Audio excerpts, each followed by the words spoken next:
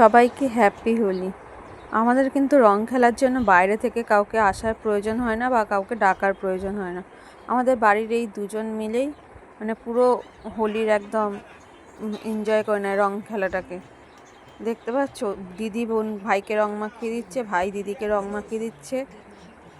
আর এদিকে যেহেতু আজকে আছে গ্রহণ, সেই জন্য মা একটু তাড়াতাড়ি রান্নাটা করে নিচ্ছে, কারণ তাড়াতাড়ি খাওয়া দাওয়া করে নিতে হবে, গ্রহণ পড়ে গেলে আবার খাওয়া দাওয়া করা যাবে না।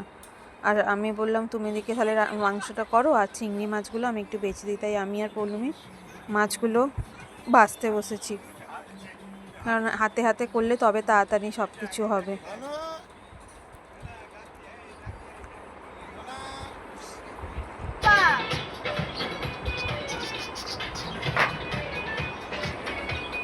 ওদিকে যা।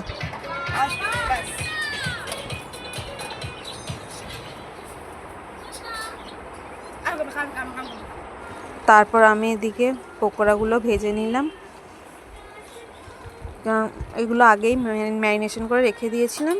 তারপর মায়ের ওদিকে মাংসটা হয়ে যেতে আমি পকোড়াগুলো ভেজে নিলাম। তারপর সবাই মিলে একসঙ্গে বসে গেলাম একটু খাওয়া দাওয়া করতে।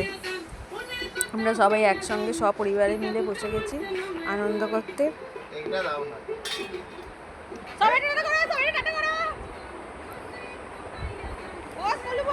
যেন আমরা সারা জীবন এইভাবেই একসাথে হাসি খুশিভাবে মিলেমিশে থাকতে পারি।